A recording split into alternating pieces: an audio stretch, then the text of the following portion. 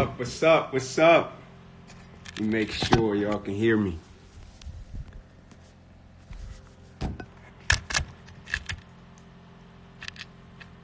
Good morning. Good morning.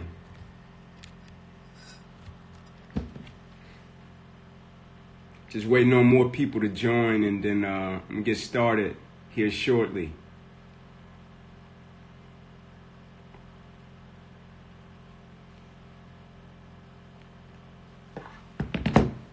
Hope everybody's doing well. Gotta be honest with you guys, man. This live is something that's new to me, right? Like I'm more of a I'm on the East Coast.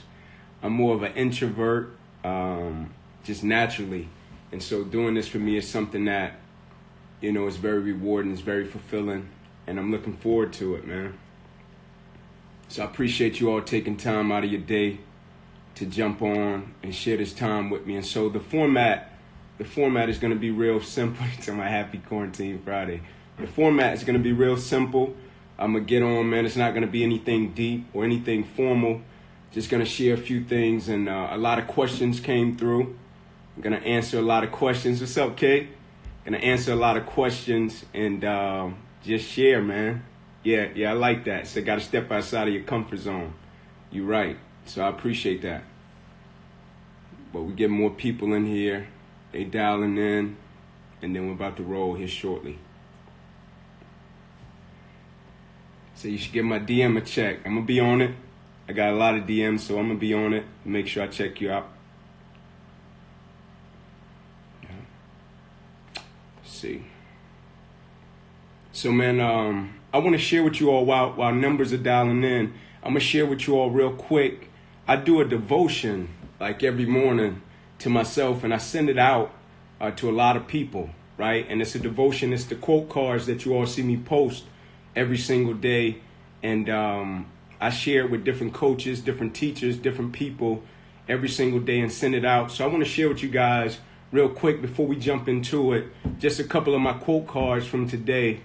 And just give you all my perspective about how I elaborate and how I get things going. What's up, teammates, kids? But the first one, let me show it to you. It reads, I think these difficult times have helped me to understand better than before how infinitely rich and beautiful life is in every way. And that so many things that go around and come back around that we worry about is of no importance whatsoever. I'll read another one to you. If I was asked to give what I consider the single most useful bit of advice for all humanity, it would be this. Expect trouble as an inevitable part of life. And when it comes, hold your head high, look it squarely in the eyes, and say, I will be bigger than you, and you cannot defeat me. Then repeat to yourself the most comforting words of all, this too shall pass. And so I was talking to somebody yesterday. I was doing an interview, right? And they were asking me the questions about the coronavirus, the COVID-19, my space, what I'm doing, what's my thoughts on it.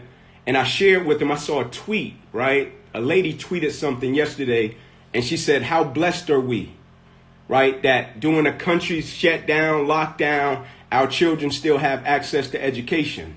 She said, how blessed are we, right? That even in our shutdown, we can sit in our own homes. We got air conditioning. We got heat. How blessed are we? Right, that during the shutdown, we can go to the grocery store, we can get groceries, right? We can get water, we can get whatever we need. How blessed are we, right? That during the country shutdown, a lot of people in this country don't have to worry about certain things, right? The essential things, the needs. How blessed are we, right? And the perspective that it put me in, the mind frame that it put me in, it was like, man, like when you think about life and you think about some of the things that we go through and some of the things that we can focus on and we can complain about, or you can shift your perspective and be grateful for it. Like every single day, right? I start my day off with gratitude sessions, right? And I'll never forget the first full week of quarantine, right? To where we was just sitting at the house, getting adjusted, getting acclimated. Me and my wife was talking, and I remember looking at my wife, and I said, man, I think this is the first full week that I've been at home, right? To where I haven't had anything like the first full week. Right. And I was so grateful for it because You get to going and you get to running and you get to chasing goals, dreams, and aspirations, and you get to serving, and years go by, right? And I'm coming up on year 14, right, speaking. And I didn't realize that really, like, this was the first week, right? I couldn't even recount the last time I was at home a full 7 days, right? And so the simple things, right? Getting to interact with our children, getting that extra time with your wife, your spouse, your friends, your family. And so, man, I just wanted to share today some things that people sent in, right, that I want to elaborate upon. And then I'm going to catch it on the back end and I'm going to share some different stories and things of that nature. And so my boy Jose sent through some questions. I appreciate you guys. Y'all sent a lot of questions through. And I want to answer some of those for you because I'm doing this strictly for you guys, man, and the questions that you all have. And so the first question that came through was, how do you always keep a positive mindset? Right? And so people ask me this question a lot because I got a paralyzed right arm and hand, right? And it happened kind of like the corona happened in terms of not the actual incident, but it happened in terms of in my life, when it hit my life, it came out of nowhere, right? I didn't know that this could happen. I didn't know I could experience a career-ending injury. It just never crossed my mind. I had been playing football since I was 7 years old, right? And I loved it. I loved every bit of the game. And so on September 9th, 2006, when I went out and I went to make a tackle and it almost ended my life, the next morning I woke up, it wasn't even about the game of football at that point. I was just grateful that I was alive, right? I was just grateful I could still see my family, my friends, my mother, my father, right? I was just grateful for the gift of life, right? I had a paralyzed right arm and hand, but I went to the Mayo Clinic, and my first day at the Mayo Clinic in Rochester, Minnesota, when I sat down, I was sitting across from a young girl, right? And I don't know what her medical condition was, right? But I could tell she was extremely young. And when I looked at her, it was like her parents were sitting on the side of her, and they were trying to help keep like skin up on her face, right? And so when I went into my doctor's visit and I met him, I was like, man, I just got a paralyzed right arm and hand, right? I just saw a young girl that had a condition that was way worse than mine, right? It's like that quote that says, when we complain about our problems, when we talk about our problems, if we had a chance to throw our problems in a pile with somebody else's, I'm sure we'll pull our problems right back out. And so when I talk to people about being positive, a lot of times they think I'm being naive and I don't see the negative side of things, right? I see it just like everybody else sees it, right? But when I look at it, I just don't see how focusing on it and complaining about it can help me become the man that I strive to become every single day, right? Like I had a saying with cats that I hang around and played with, right? And it was simple. Never complain about something that you're not willing to change. Because we see people all the time, they complain, and they never do anything. They never focus on a solution, and they never try to change it, or they never shift their perspective to do anything different, to extract certain things from the opposition or the adversity to add value to their lives or other people's lives. I got that sun in the back. Got to get that sun out of the way. There we go. I'm going to move to the next question. It says, I'm in my 20s. At this stage in my life, what should I be putting my focus on? You know, I'm going to be honest with you. I would like to answer that question for you, but to be honest, I can't, right? Because I don't know what your ambitions are. I don't know what your goals, your dreams, your aspirations are. But this is the one thing that I can tell you. Don't let fear stop you from whatever you want to pursue, right? Like you're in your 20s, right? When I was in my 20s, my life changed.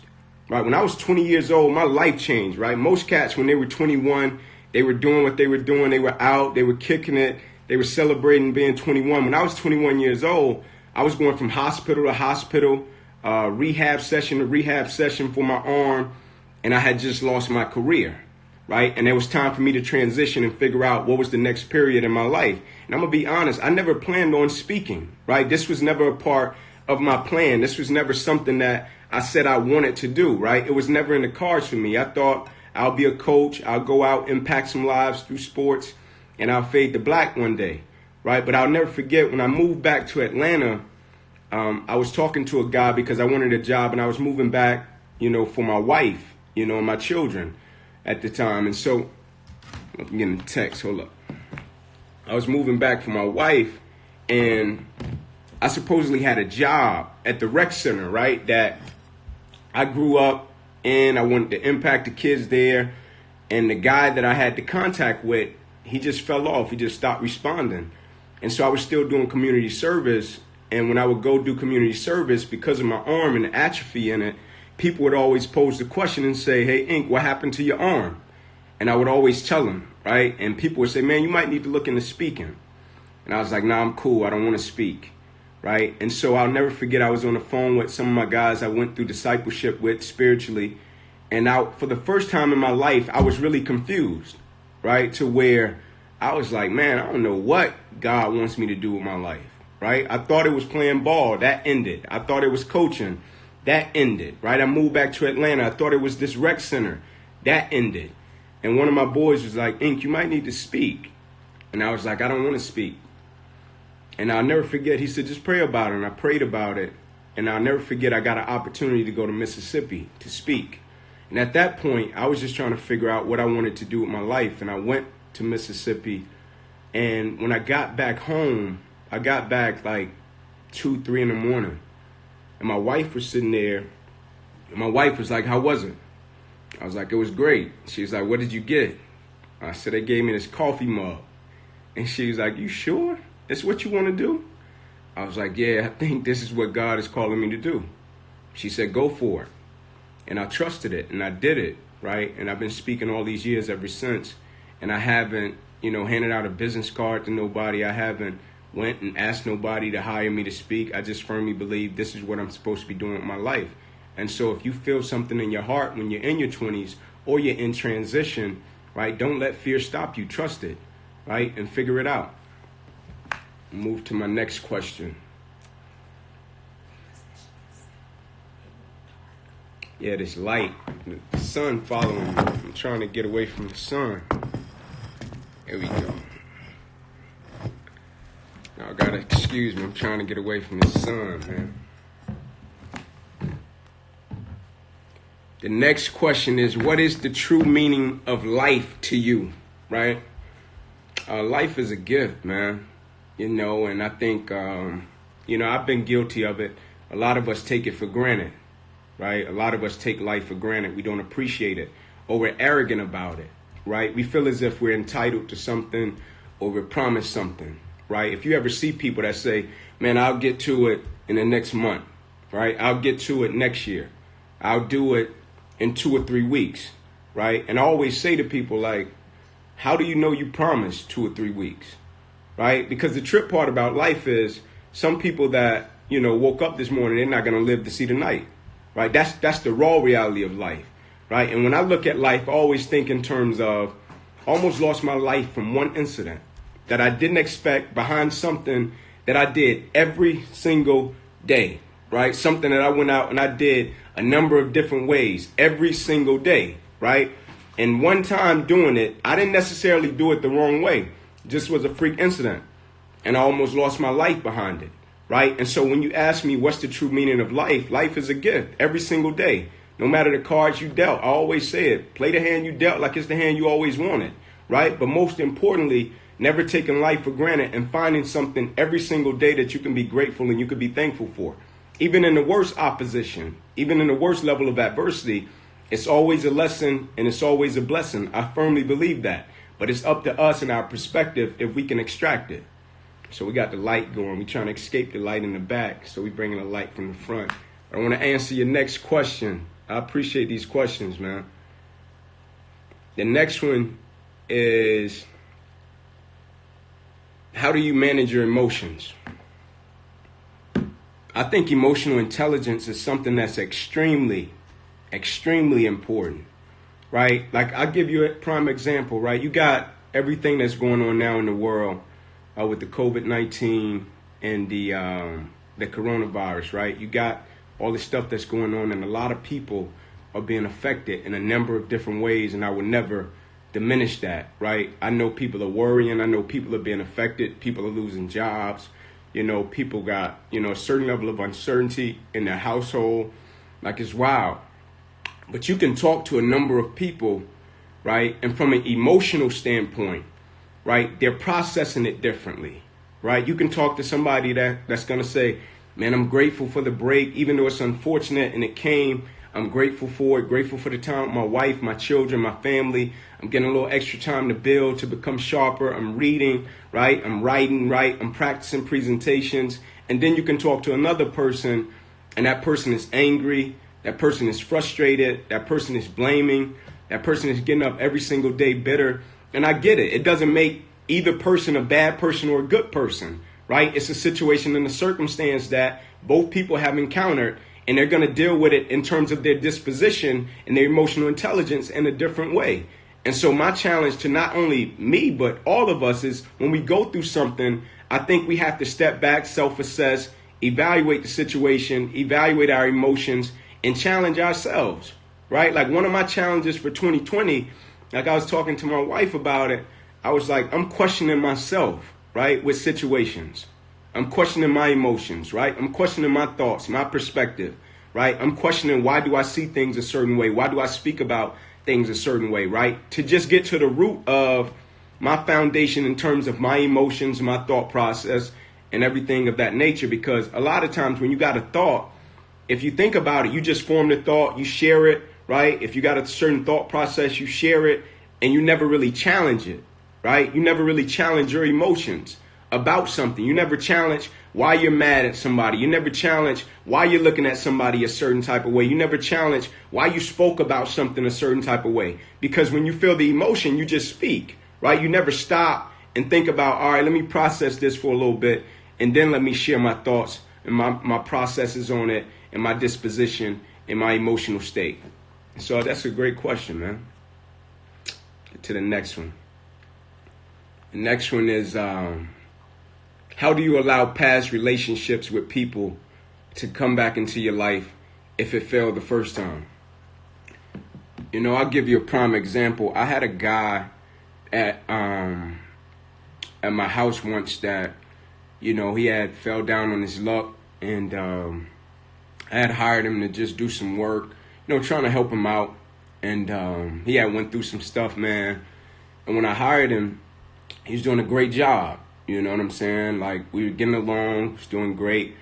And he went through a little patch. And, like, I'm big on honesty, right? Like, with my children, with me, with my wife. Like, I don't even care if it's a mistake, if it's something that's hard, something you didn't mean to do. Like, I just want you to be honest, right? Like, I respect honesty more than I'll ever respect a lie, right? Even if it's not something I want to hear, I just want you to be honest with me, right? Like, I'm just that type of person. If you went through something and something happened and jaded your actions, cool, we can get through that, right? Just be honest with me, right?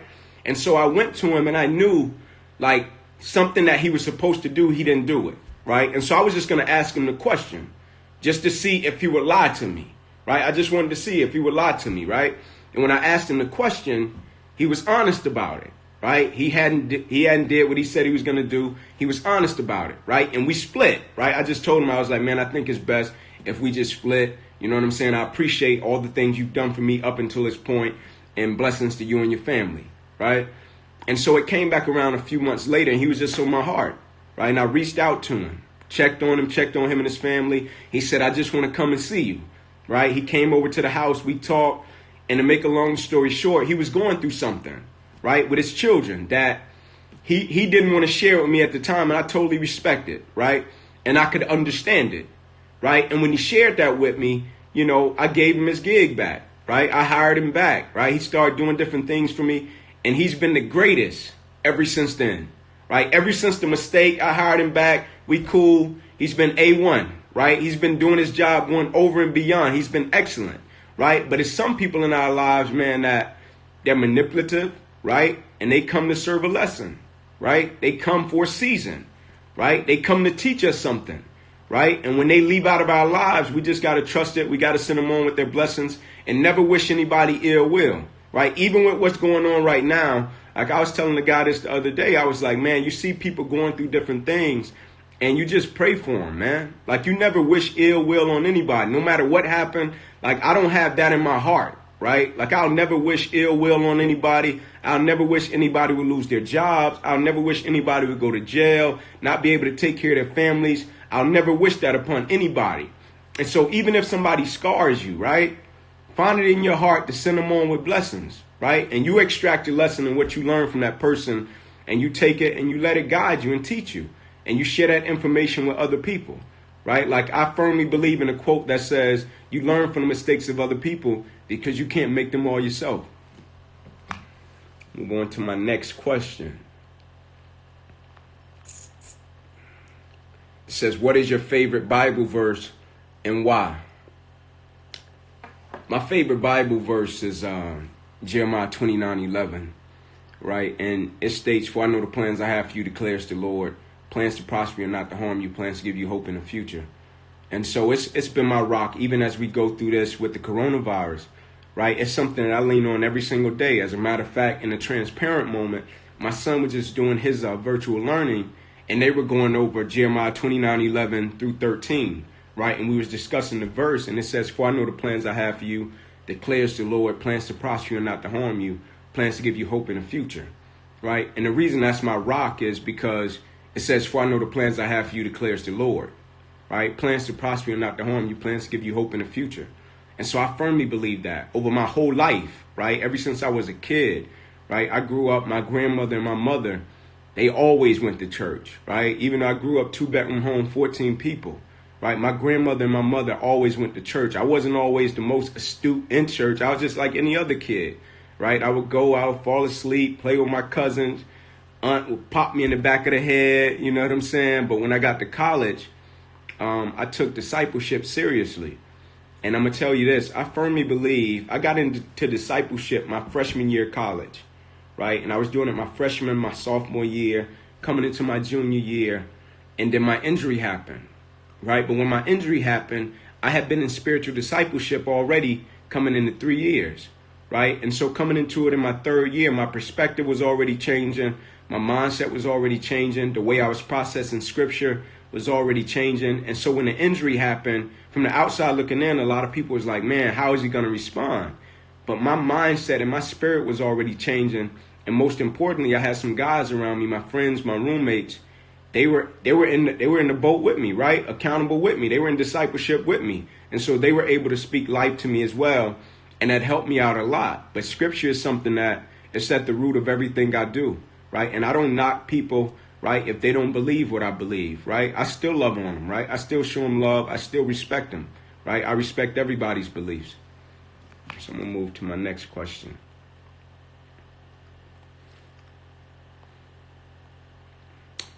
How do you build your faith?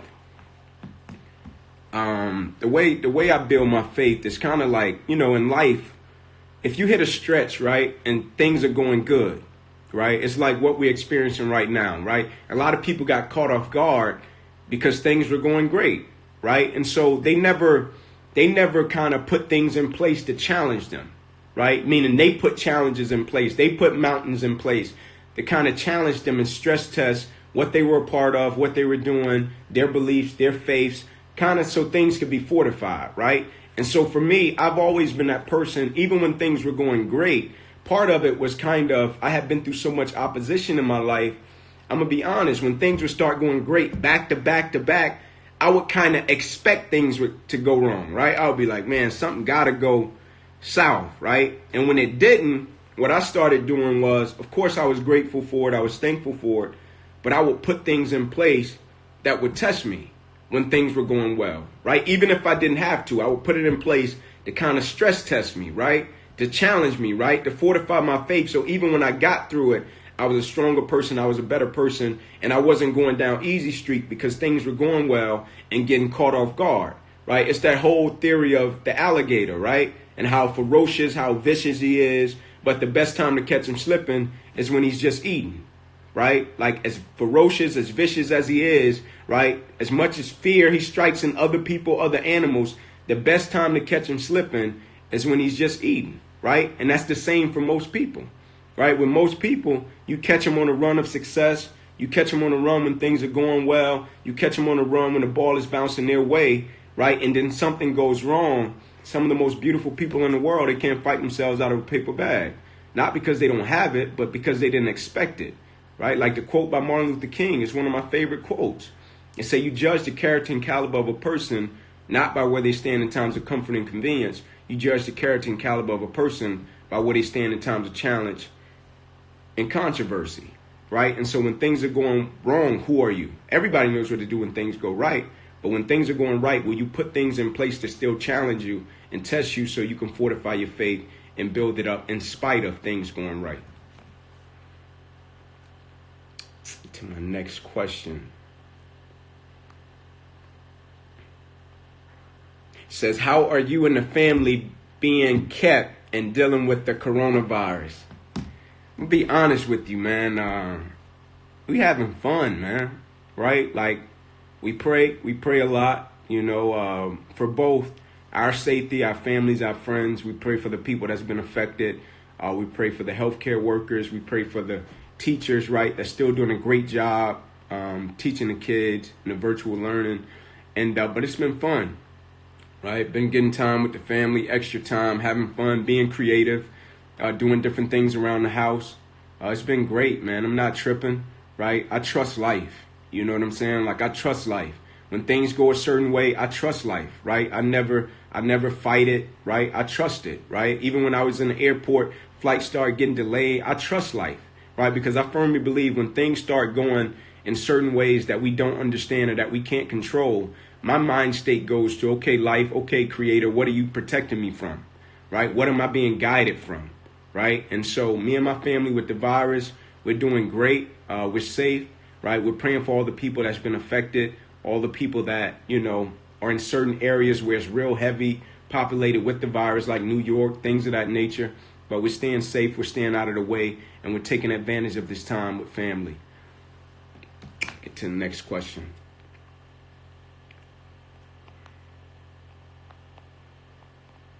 It says, what is your biggest fear?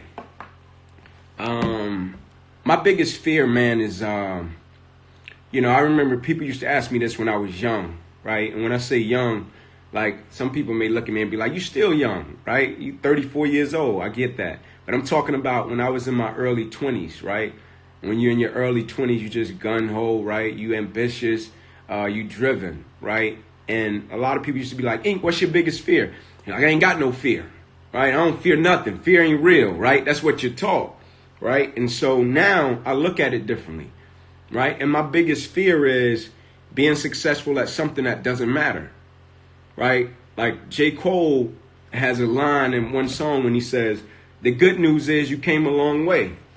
The bad news is you went the wrong way, right? And so becoming successful at something that doesn't really matter, right? And it inflates your ego and it makes you think you're more important than you really are, right? I'm fearful of that, right? Because there's so many things going on in the world, so many people being influenced in different ways, so many things and opportunities getting thrown our way, different people way. And so staying solid, keeping my foundation rooted in what's really important. So when it's all said and done, I firmly believe two of the greatest things I could give to my children is, one, showing them that I love, I respect, and I admire their mother. Two, is giving them a last name, good last name, right? That's the most important thing I could give to them, right? It isn't anything superficial, materialistic. It's making sure I'm solid and I'm grounded and my success is in things that matter so one day they can be proud of it. Move to my next question. I've recently had a bad knee injury and now I'm losing hope and motivation. I want you to understand that's normal, right? Like, I wouldn't sit here and tell you, oh, don't lose hope, don't lose motivation, you got injured. I wouldn't do that to you, right? It's normal, right? When people take losses in life, it's normal to lose hope. It's normal to lose motivation. It's normal to lose inspiration. We've all been there, right?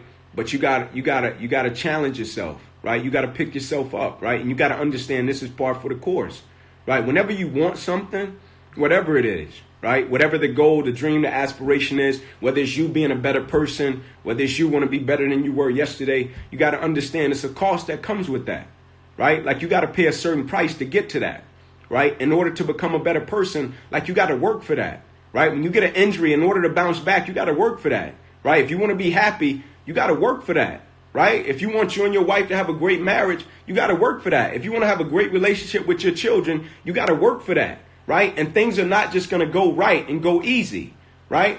Sometimes I think about my life, right? And I think, where would I be if I didn't have a paralyzed right arm and hand? Hear me. Right? Where would I be if I didn't have a paralyzed right arm and hand? Right? Like, I don't think people, like, I live life with a paralyzed right arm and hand every single day. I got 2 children. They're 8 and 9 years old. Right? They're busy as all get out. They're doing everything under the sun. Right? And there's certain things that I can't do with them just naturally because my right arm and hand is paralyzed. Right? But I'm not going to sit around and say, oh, I got a paralyzed right arm and hand. No, I'm going to figure out a different method and I'm going to adjust and I'm going to get it done. And so you going through it, look at it as an opportunity to come back stronger.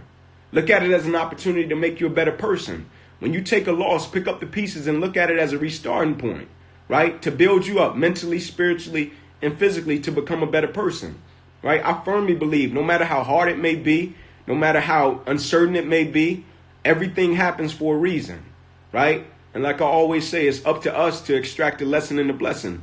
But most importantly, you got to understand your perspective will drive your performance. If you look at it and you're sad about it and you're mad about it, right, you're just going to complain about it every single day. But if you look at it with the perspective of this is an opportunity to become great again, right? This is an opportunity to become better again, right? Your perspective is different.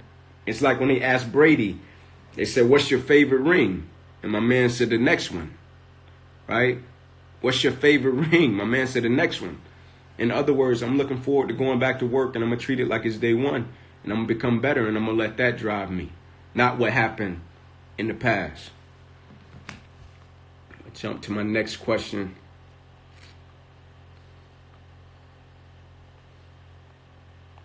It says, what separate those who make it and fulfill their goals versus those who don't?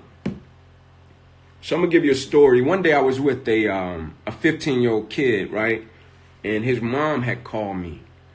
And she was like, Inky, can you talk to him? And I was like, talk to who? And she was like, my son. She's like, he disrespecting authority, right? He don't want to listen to polices. He disrespecting teachers. She was like, I don't want him to go to jail. I was like, cool. Can you meet me with him? She was like, sure. I meet her with the kid. We go downtown Atlanta. We going under a bridge where I know a guy, homeless guy. He's chilling. He don't want any help. Like, I try to help him. He's good, right? Taking food sometimes, things of that nature. This was years ago. And so I'm with the kid and we get out and my guy's sleeping. And I say to the kid, I tap him and I say, tough guy. I said, how do you think he got there? I said, do you think he planned that? Right? Homeless gentleman up under a bridge. And my guy says, I don't know. 15-year-old says, I don't know. I said, no, you tough guy. You smart, right? You got it. You tough guy. You rebelling on everybody, right? Your mother, your teachers, cops, you rebelling on everybody. Like, do you think he planned that? And he was like, no. I was like, what do you think happened? He was like, I don't know. Ink, what do you think happened? I said, I think life happened. He said, what do you mean by that? I said, I guarantee you, it's nobody on the face of this planet, I believe, that comes into the world and they just say, man, you know what? I don't want to become nothing, right? I just don't believe that. I don't think people grow up and say, you know what, man, I don't want to add value to the world. I don't want to become somebody. I just don't believe that, right? I believe at one point or another, everybody wanted to become something. Everybody wanted to do something, right? Not saying they wanted to be famous. Everybody don't want to be famous, right? Just being effective, right? Just doing things that matter every single day, having a purpose connected to their work. Right? I said, I guarantee you, he was like you at one point, not the individual, but the goals, the dreams, the aspirations, the values, like wanting to be loved. I guarantee you.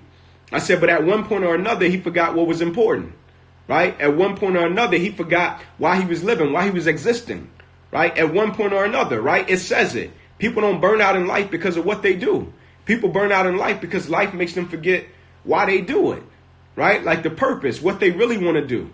Right? People forget. Like, I'm a firm believer, right? With adults, right? A lot of people call me motivational speaker. I never dubbed myself that. It's cool. I'm passionate about what I do, right? But a lot of people call motivational speaker. Like, I firmly believe, right? Motivation is important, right? But more times than not, I firmly believe adults just need to be reminded of what's important, right? Just need to be reminded sometimes about what's important. And I think more times than not, people burn out in life, not because of what they do, but because life makes them forget why they do it. Roll into my next one.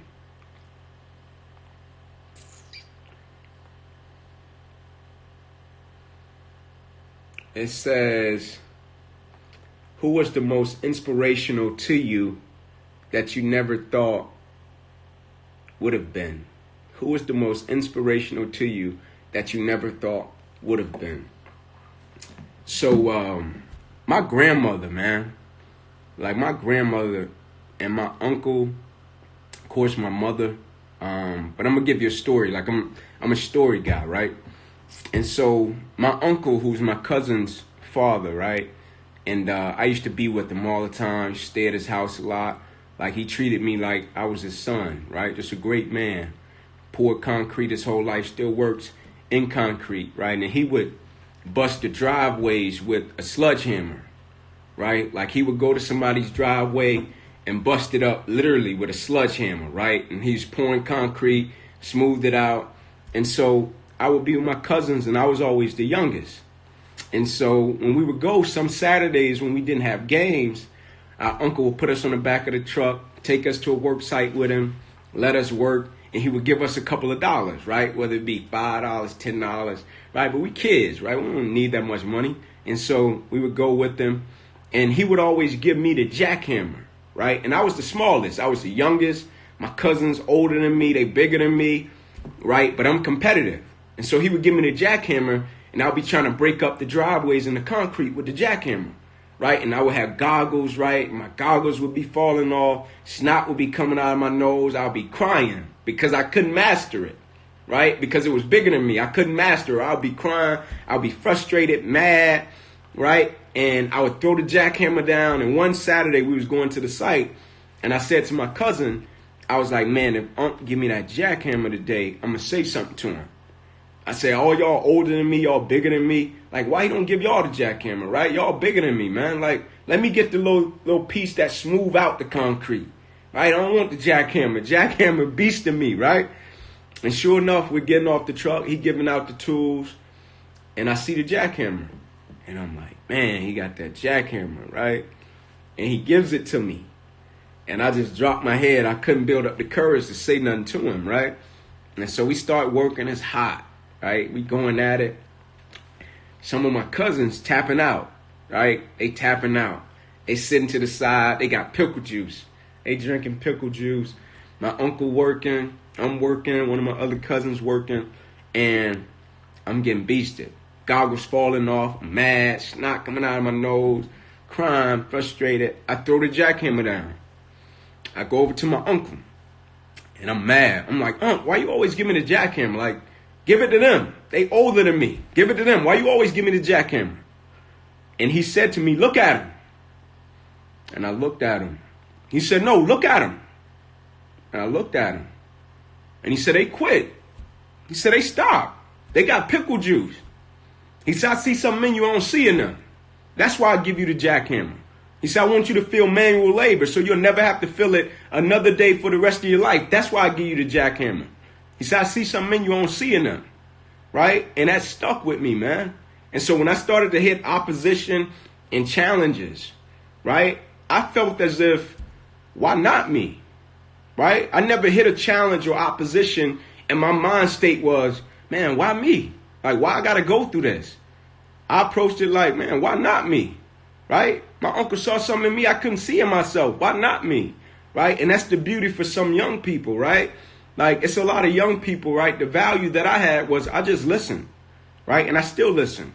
But you're going to meet a lot of people that's going to say things to you, and you can take it for what it's worth. But it's going to be a lot of people that's going to see something in you that you can't see in yourself, right? And you're going to have to rent their level of belief and rent their level of drive and commitment until you get strong enough to possess your own. That jackhammer was a beast. All right. Get to the next one. What was your most difficult speech and why? Man, my most difficult speech was, let me think. I spoke at a place. I think it was in Nashville. Right, it was in Nashville, and when I spoke at this place, it was an older crowd, right? It was an older crowd of farmers, right? Great people, nice people. And this was when I was just starting. And they wanted me to relate some of the things to their products, right? So they had milk in the room, different things, right? And at the time, I was just doing sports.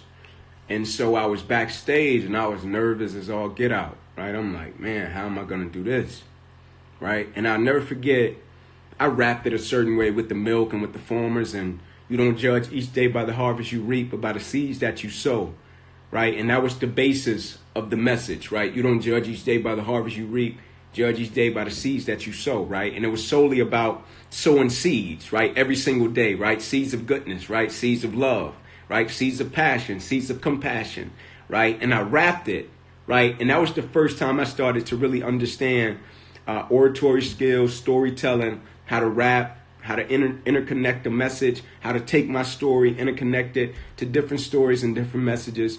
And it was fun, man. But more than anything, I was just grateful for the opportunity, right? And I firmly believe like a person wants to become diverse in everything they do, right? And so even with me, I speak to a number of different crowds now. I speak to corporate, I speak to sports, education, churches, everything, nonprofits, everything. And I'm more than confident now every time I walk in a room that I could be effective and efficient with getting a message across that not only will the audience enjoy, but they will find value in. And so, man, this has been fun. I just wanted to come on, man, meet with y'all, man, talk to y'all, answer a few questions, touch base, say what's up. More importantly, I wanted to let you all know, man, that I greatly appreciate your support. I greatly appreciate you getting on, sharing my stuff, commenting on my stuff, man. It means a lot to me, right?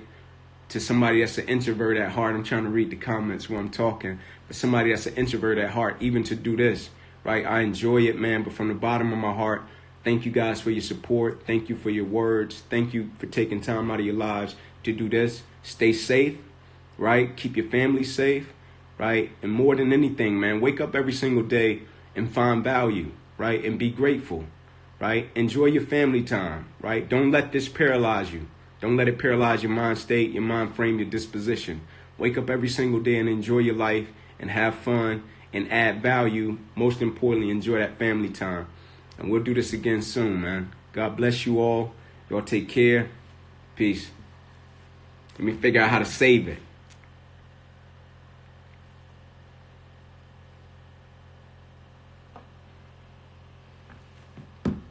I gotta figure out how to save this thing. Jose, how I save it?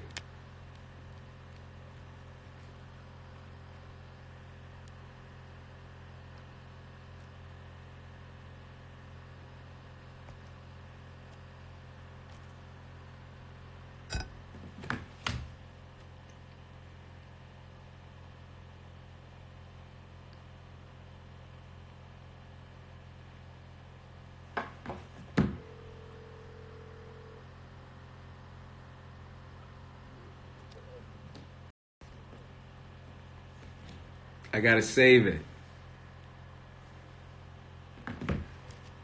You said what I need to hit? So it's already saved? What do I need to hit? That at the bottom?